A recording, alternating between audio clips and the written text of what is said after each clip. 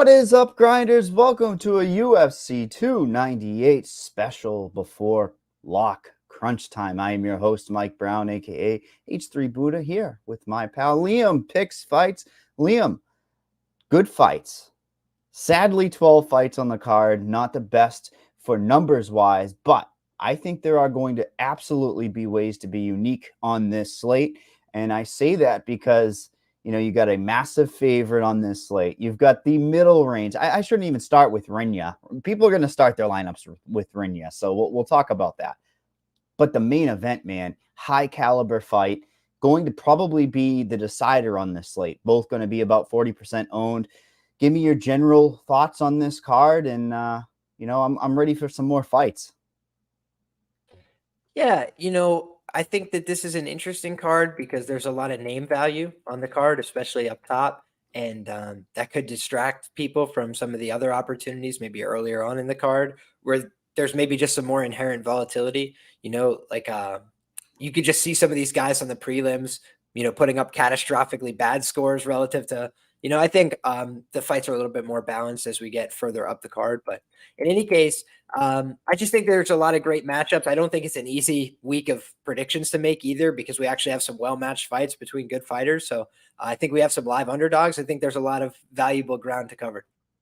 Oh, absolutely. And, with just the 24 fighters, one of them being like 24 hours notice, that's even more of a fun little swap up here. But the starting point has to be on this slate, the main event, Liam. Volkanovski, Topuria.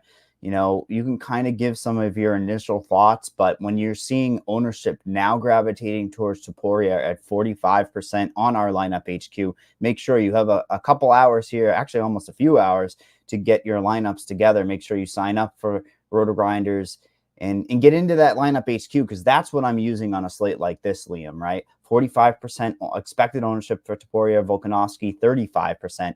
Earlier in the week, we're at that 50, 50. It was about 40% for each fighter. I think the smaller the field size, people are going to gravitate right away towards this fight, Liam.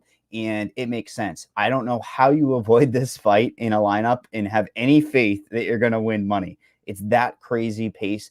I'd be shocked if one of these guys doesn't break, 85 points in a win. Yeah, I feel where you're coming from. It's always hard to say with the scoring, but I just think that, this fight could be over in the first round. I think that the fight could be extremely competitive back and forth for 5 rounds. And so that's what makes it a difficult fight to project out. But in either of those circumstances, I still think, especially in the early market, there's some value on the Ilya side. Now a lot of people are aware, to your point, right? Lineup HQ showing a lot of people want to get in on that side. Also offers a little bit of salary relief. So Much I do needed. think of it. Yeah, exactly. On a card like this. So I think that I can understand why, more people are going to gravitate towards that underdog. But I think when you look at some other publicly available information, I think that might end up balancing out by fight time, right? I think there's a lot of people that are interested in Volk this weekend. I think a lot of people are expecting him to come on strong rounds 3, 4, 5. And if that's how you feel, then you feel like he's probably going to put up that good score late. Maybe he can outlast a guy like Ilya and then put up that score, as he's known to do later on in the fight. So I think that that's a path for him to scoring big. But I think that the larger path that I see to big scores is the early finishing potential of Ilya Topuria in this fight, because I think he's an extremely dangerous guy from minute one. Yeah, I mean, you have a classic case here where you have somewhat of the prospect surging up that has been super durable. He did get rocked once in the UFC. Fresher guy versus Volkanovski getting along in the tooth. But, I think people think, historic scoring here isn't going to be accurate, right, Liam? Like the 110 points in a decision, Volk probably isn't going to be there. And I think, like you said, things are starting to head towards the Topuria side ownership wise. It does make sense. The $200 is very valuable. Difficult fight to start. I don't know what your thought is on this, but like you said, competitive fight, right? I'm willing on this slate, and I think favorites win out. That's just my own personal thought. You need a lot of things to happen, right? You need 11 other outcomes to happen for this to occur. And I'm just going to throw this out, and do not do this. Okay. I am not advising it. But if it's a war for 5 rounds and these guys put up Holloway-esque type of numbers back and forth, there's a world where both of them might be in play. But then again, you need 11 other outcomes. It's not the best thing in the world. So I think organically we go next to the highest priced fighter, Liam. And you and I were both like shaking our head at this one on our Ground and Pound podcast. Rania Nakamura, 9,600, 300 more than everybody else. You know, Obon Elliott right there, 9,300. Huge money line equity, huge inside the distance equity. How are you going to be handling this guy? Because obviously he has the ability to score you points until he finishes or score you points in bunches over 3 rounds. Yeah, I think that this is just a huge athletic disparity, and that's something that you typically want to try and take advantage of in the betting market. I think that when people are looking at this fight, they're saying to themselves, "Man, Rinya last time out, I expected him to finish. He didn't finish, so he can't finish, right? He's just a bum finisher or something like this." And honestly, I think we saw last time out, Hyder Emil, hit Fernie with everything but the kitchen sink, then tried to choke him, and Fernie was like, "No, sir, like you got to kill me, man." And then he was much obliged to do so. But when you look at that fight, that's up a weight class. That's on short notice, bad circumstances. And this guy showed you, like, you can beat the tar out of me. I'm still not giving up the choke real easy, right? And Rinya, I thought, put him in some bad positions, but he also wasn't in a rush to finish. I felt like he kind of took his time, wanted to get some cage time under his belt. That was a worry for me. I bet the sub prop last time for Rinya. And then he had said in an interview, like, I'm not going to put pressure on myself to finish. I was like, I just knew I lost the bet. But when I looked at this spot, I'm like, this is a guy who I think they brought in to fail. Like, I don't think that they have any future plans for Vera. And I think that Vera trains with good guys. Like, I don't want to disrespect him in any way. Like Frank Rosenthal, really high level jiu-jitsu guys in his orbit. I just haven't seen it translate in the cage yet.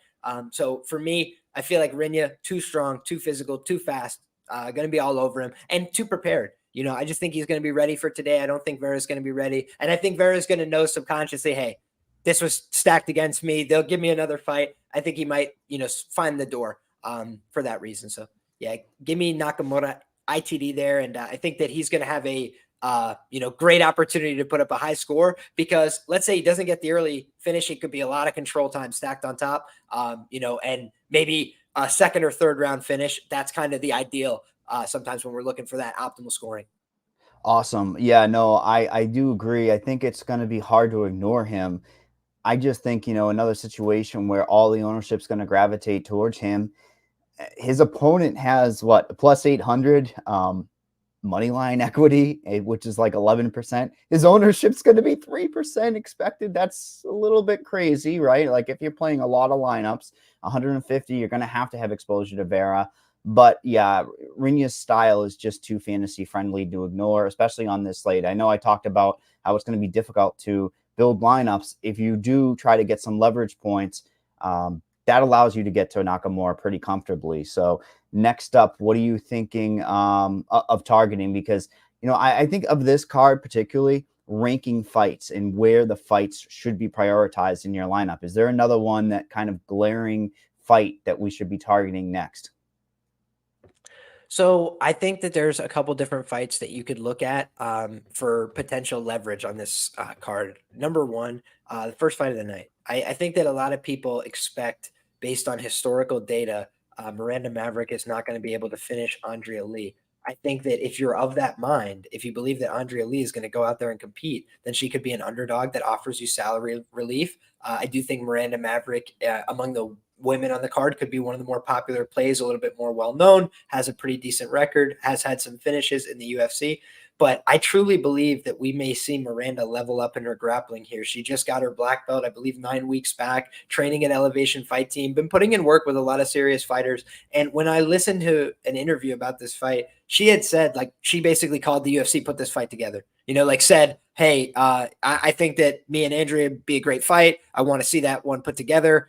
Andrea says she's down to do the fight. What do you guys think? And then they booked the fight. So, I think she wanted this fight. I think she has some inclination that she could win the fight based on training. And I also just believe, what I've seen from Andrea Lee is a decrease in enthusiasm and want to be there. And I think for Miranda Maverick, she's had a lot of other things going on, side projects, school, all this other stuff. I think right now she's focused on fighting, getting better. And I think that she's in a position where she could deliver and maybe surprise people with that ground game. So I think that's one way to potentially get involved. The other way, I like to look at these women's fights and Yeah. potentially find violent endings. And it doesn't always work out, right? Sometimes Loma Lukbunmi and Bruna Brazil kind of just ended up stalling out a little bit. Even though we got the best of the number, we didn't get the outcome we were looking for. When I'm looking at Dern and Lemos, I see two women, that have a great path to finish, right? Mackenzie Dern, prolific submission threat, hasn't really translated as much in the UFC. But if you remember, Angela Hill, she was 25-1 to knock out Angela Hill. Now she's 10-1, 12-1 to knock out, Amanda Lemos, who's a much more serious striker. What happened? We've seen that her ground and pound is serious. She could take women out of the fight. And that she also has power. She's knocked down 2 women now in her UFC career, and she's not known for her striking, right? She just has power in her hips. So I think that Mackenzie can throw, deliver with power, finish the fight, get her submissions. I think the same thing is true of Amanda Lemos. If she's stuffing takedowns, putting hands on Mackenzie Dern, she was flopping around like a fish for the first 2 rounds against Andrade. She got dropped 4 times, put up a great score for Andrade in that spot. So I think both of those women, people you could target and potentially get a big score coming your way. And, the big thing is people still to this day don't want to be targeting these women's MMA fights. And we have that one you first talked on, buried down the card, first fight of the night with the Maverick and Lee. And I looked at that particular fight to be a do or die for like salary builds, right? Like, because if Lee gets any form of a win, that allows certain fighters to, be a little bit more opt to be in the winning lineup up top. Those builds that have 2 or 3 9K fighters, I just don't look to that build being popular. I look to that middle range build being the real, bread and butter. And you talk about the Maverick upside. I mean, I had to. She's going to be grappling. This is your blender HD play of the day. It has to be. Mr. Burns' hands would be out in bunches for a Maverick type of play at just 20% owned when you have a lot of these other fighters 30 plus. I do think it's going to be very, very interesting. But back to that Lemos fight, another one mid-range. It's probably going to fall through the cracks with the main event right there, and the heavyweights, which I'm sure we're going to be talking about next, Liam. I just worry about the Lemos fight in Dern if it goes to a decision for either lady. I think there's a damn well possibility that one is the like odd fight out that, it's a 70-point decision win for either fighter, and it just doesn't get you to the promised land. So a little bit of worries, but I do understand Mama Dern, man. She's 7,900 bounce back spot. I don't think they're going to put her in against somebody that is going to knock her block off too easy. We almost definitely could do it. It's just one of those spots where, career trajectories, they're trying to get somebody back up to the title. We were talking about heavyweight fights. There's 2 on this slate, Liam, and they're both ugly now. Okay. There was one going to be ugly. Then there was going to be one uglier. One ugly, the Ming Yang and the Ribeiro, man. That one, I just don't know what is going to happen in that fight. I think the volatility makes you have to play that type of fight in GPPs. It's not a lot of faith, but I think it's rare that we're ever dealt that win equity pretty much at the same as the money line for Ming Yang, man. It's like minus 110 inside the distance for him, 8,400. Fantastic price. If pricing were dynamic, you'd be paying 9,100 for this guy. Same thing with the Ribeiro side. To be fair, he'd be probably like right where Ming Yang is at 84 with pricing. So you're actually getting a pretty good opportunity with this fight. And then the late notice, hit on this late notice. We didn't break it down on the ground and pound, so feel free to go a little bit longer on that one. But we have the Tafa brother stepping up, 24 hours notice. Does the style of fight change at all? Does it make you want to play now the new Rogerio de Lima side, who could expose the lack of grappling? Because now you have a minus 235 here with Rogerio, a little bit better than what he was against his brother. Yeah, we'll take those in reverse order then. The Tafa fight, it actually becomes harder for me to call in some ways. Somebody had asked me, like, what do I think of the difference between the two of them, and this was before they had announced that they were going to change the fight. Like, would it make a difference to you if it was fighting the other Tafa brother, basically? And I had said, like, the problem with the guy who was supposed to fight him originally, right, Justin, is that he just doesn't look like he's very athletic at all. Like, he's kind of got like very wide, big hips, and he kind of looks like a barrel, right? And I don't mean this as an insult. I just mean, like, you get a guy like that to the ground, it's going to be very hard for him to get back up. Like, he's just not shaped in an athletic way to like get back to his feet, right? It's just a reality of the situation. I think that, Junior is actually a little bit more like nimble. I just think he has like a little bit more of a fluid body type. Excuse me. God bless you. So thank you. I think that, he's on short notice. He could come out here and just swing looking for the finish and gas himself out in like 5 minutes. I don't know that if he was like fully prepared, he'd have like more than 12 minutes, so I just I don't think like the Tafa brothers are like these exemplary guys and like they're, killers. But the other thing is I've seen a lot of confidence this week in Rogerio de Lima. I felt like broadly speaking. Mm-hmm. And for me, I bet Rogerio last time out at underdog odds or like pick 'em odds against Derek Lewis. And the reason being was Derek Lewis hadn't won a fight in like, 6 years or whatever. I'm kidding, but it's just like Derek Lewis had been losing fight after fight after fight, looking like he didn't want to be there, didn't care, showing up skinnier and skinnier. I was like, is this guy just about to retire on us one day?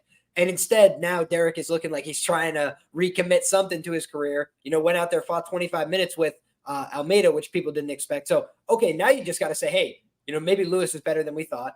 At this stage of the game, right? We were ready to write him off a little too early. But Rogerio de Lima got all of his teeth knocked loose in that fight. He said afterwards, he's like, I can't drink. I can't eat anything. Like, his teeth were all loose. Like, is that a guy I want to bet on when he comes back a couple months later? Like, I'm not positive about that. He's going to go fight the, big burly kickboxer dude who wants to punch him in the face after he just got all his teeth knocked loose. He's 38 going on 39 in the heavyweight division. Everybody's talking about, hey, he's a very durable guy. Yeah, how durable are you after you get all your teeth knocked out? I mean, probably less durable moving forward, wouldn't you say? Like, and especially, is he going to fight for a title? Like, what's his motivation right now? Is to get money, I would assume, right? He's 38, going on 39, doesn't really have much else going on, right? He's been I would doing say this a long bonuses. time. Liam, I'd say bonus hunting, but this guy doesn't really bonus hunt. He lay in praise, which is good for fantasy. But this is the thing. This is the thing. These are the guys, the top of bros. Like, you want to get on top of these guys and go for the sub. Right. So I think we could definitely see that. He's done it twice, I think, in the UFC, De Lima. Right. So I think he's like 2-5 career to the sub in the UFC. This should be a prime time opportunity for him, but he's just not a trustworthy guy. At 70%, I find it crazy that people are trusting him. But on the other side, people are trusting Tafa. And yesterday he wasn't fighting. He was just like hanging out with the boys. So I don't know. It just doesn't feel like a fight I have a great read on. Now, for the other light heavyweight bout on the card, a lot of money is coming on Ribeiro, right? And Ribeiro is a guy that I called on the Contender Series. I thought he was going to beat Bruno Lopes. Thought everybody was like circling the wagons, like Bruno Lopes, best fighter on the Contender Series this season. And I was like, guys, he's a light heavyweight. Let's not get ahead of ourselves. That's all I was saying. Like, I was like, this guy, Brenson Ribeiro, he's just fine, but like, let's just not get crazy. And Brenson, he's still the same, right? He's still a guy that invites a lot of risk. He invites a lot of volatility. I think that both these guys, offense, good. Defense doesn't exist. So they're just going to walk into each other, swinging leather as far as I'm concerned. And somebody's probably going to fall over in the first round. The interesting dynamic here is you tell me, just like broadly speaking, you get a Brazilian grappler against a Chinese grappler based on what we know, nothing else, at, plus 105, plus 600 to win by sub. It's like, how wrong could you be? Would be most people's theory there. And for Mingyang Zhang, the one caveat I want to give to some of his results, a lot of people are going to give him grief, right? You look at his results, Askar Mozarov, you lose to this guy. Oh my God, what a fraud. He's been 19. Fighting professionally. I was going to say, well, thank you for stepping on that, but I was going to say he's been fighting professionally since he was 16. So when you look at that, like, yeah, you have a bad professional record at 25, but you're Natalia Silva, right? Like, I'm kidding, but also you see, like, that was what she did, right? She came in with a very average looking record, 3 or 4 losses on the regionals, but then it's because now she has some relevant experience. Now she's not going to panic every time she gets in there with a step up in competition. So I think these are the kind of things where Mingyang Zhang has been getting bet against all week and the line hasn't flipped. I'm just sitting here like, I haven't heard one person like Mingyang Zhang for the win. Like, everybody's like Brenson Ribeiro. And last time I was like, Ribeiro's going to win. They're like, no, Ribeiro sucks. Lopez is going to kill him. So it does feel to me like the market sentiment has changed completely, but Evolução Tai, not a bad gym. I think both of these guys, you can't go wrong. Back in one of these guys from a fantasy standpoint, because I think the ends in round 1 is pretty dang chalked here for good reason. I'd be shocked if one of those 5 no, sorry, 4 guys, right, don't hit an optimal lineup. And which one do you think would be a bustable situation? I feel like the ugly light heavyweight, if that thing turns into like a stalling contest, I feel like there's actually sneaky more fantasy upside the deeper the fight goes for Rogerio de Lima. Would you agree with that sentiment? The later the DeLima fight goes, the more likely that the fight is DeLima parked on top in the full Yeah. guard, which could be good and bad. Like DeLima, man, does nothing. Does nothing. It's Like true. the Just fight to, with Mo Green is what people watch when their sleeping medications don't work. But I think that when you look at these other guys, like Zhang, defense, like I said, it's non-existent. His offense though is 100%. He's going to walk forward, try and kill you from the second the fight starts till it's over. And those kind of guys, like that, it's going to be hard for somebody not to produce a score when that's kind of the way that these guys approach it. I think Hiberio, he's been knocked out in the first round. Zhang, been knocked out in the first round.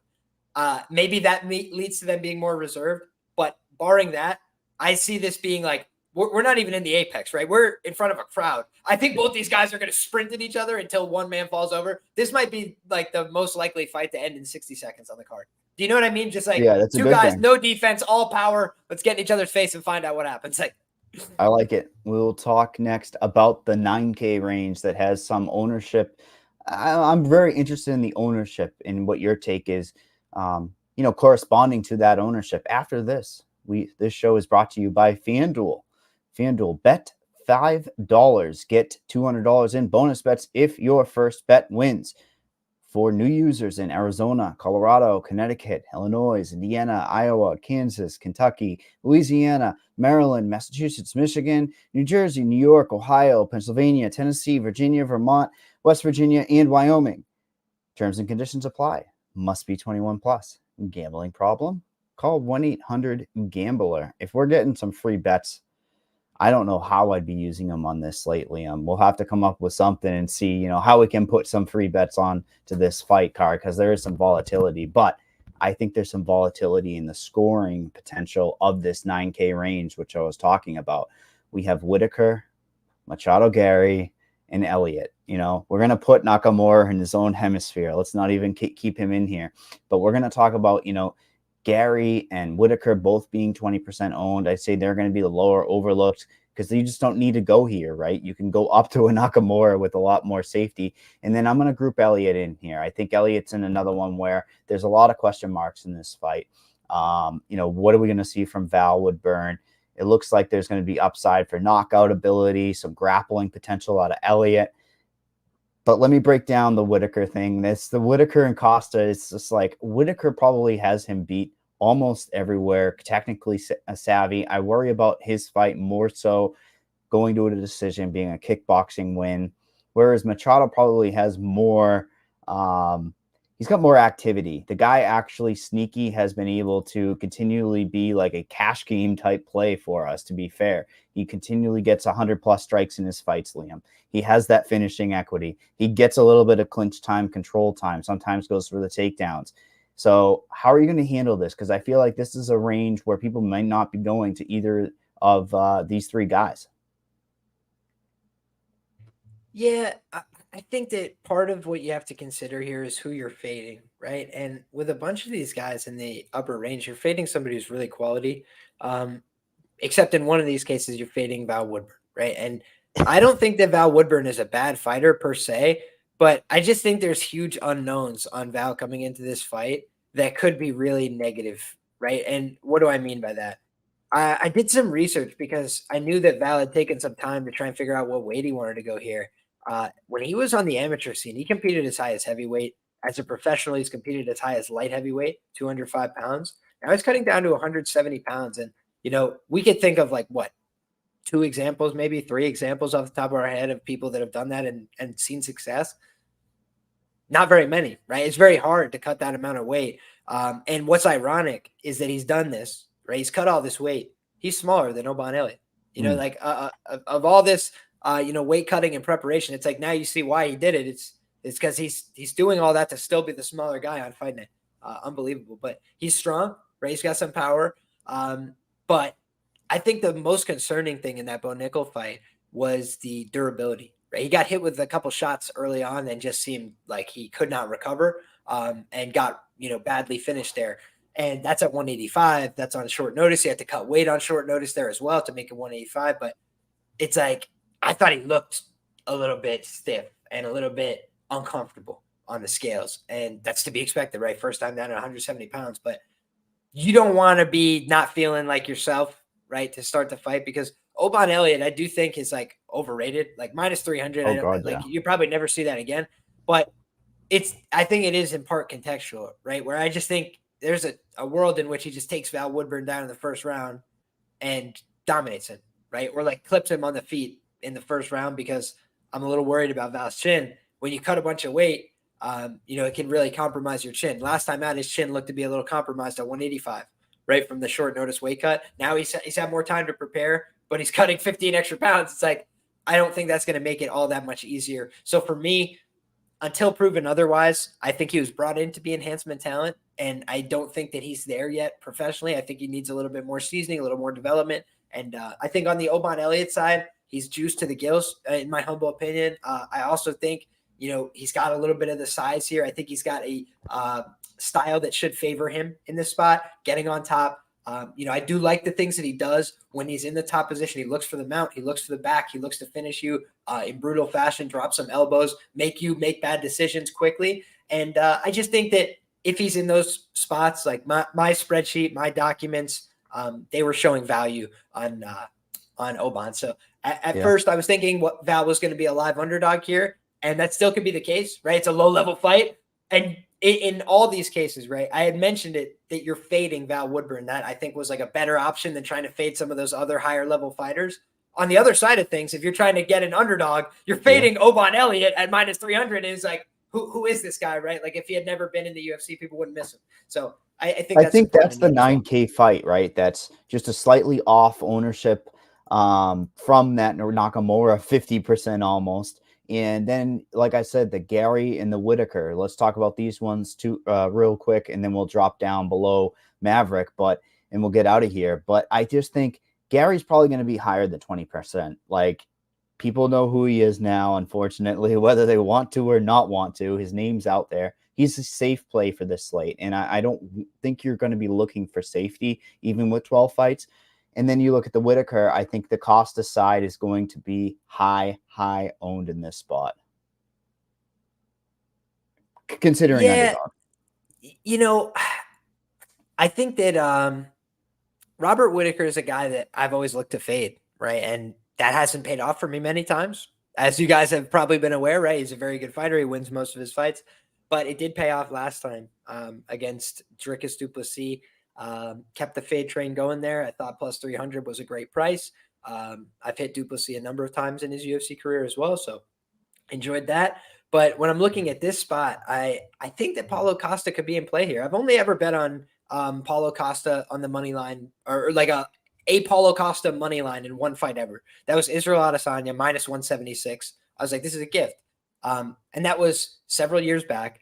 I think that affected Paulo's confidence. I think that's part of the reason we haven't seen him as active. He's dealt with some injuries. He's dealt with some things outside the cage. But I do think that I've looked at these guys. They've had common opponents, right? They both fought Marvin Vettori. In the one hand, Robert just outclassed him, right? And I think that for Paulo, he did not outclass him, but I thought they had a very honest fight. Like, I thought it was a close 50-50 fight. It could have went either way. So hats off to him, right? Then the Romero fight. That's the other common opponent between them. And I think that when you look at how they approach that, I think you saw a durability edge for Paulo compared to Robert, right? Like, they both took big shots, but he was able to take them better. He was able to take them a little bit more and keep coming forward and keep pushing. And this isn't a 25-minute fight. This is a 15-minute fight. And I think that in a 15-minute fight, a guy like Paulo Costa can push for 15 minutes. This isn't at elevation in Salt Lake City, right? Luke Rockhold is a guy that, his basically career is on the line in that fight. His back's up against the wall. He's taking moral victories by the end, just like, I'll bleed on you. Just give me something. And I just think that Paulo in that fight showed us a little bit of something, right? He had some grappling. He had some ability to maneuver on the ground, and he fought the whole 15 minutes when everybody said he just needs to knock him out. That's the only way he can win. He found a way to get the decision there as well. So I think of Paulo as a guy that people are ready to write off, but they're the same age. And he's had way less wars. He's been in way fewer firefights. And the UFC hasn't tried to do him all that many favors, right? Like they tried to give him Ikram. I wouldn't take that one either, right? Like my man's been picking his spots accordingly. But he might be getting Whitaker right place, right time. Like Whitaker's a great fighter. He's a tough guy to beat. But that chin has been getting flashed in every fight. It's been getting flashed against Adesanya multiple times. It's been getting flashed against Darren Till, no longer with the promotion. It's been getting flashed against Dricus du Plessis. I thought he was finished in round 1. Corner sent him back out there, got finished in round 2. It's like there's been a number of times where Robert has dealt with these problems. And I think that, let's say it goes to a close decision. There's no equity. Paulo can't compete, but I'm saying Paulo can't compete. Like he's the one that's being priced like he has no chance to win. And I'm just saying, like, what is the rationale for Whitaker just winning like a dominant, like going away to say he's going to outland him by 100 strikes? Like I think it's probably going to be close on the numbers.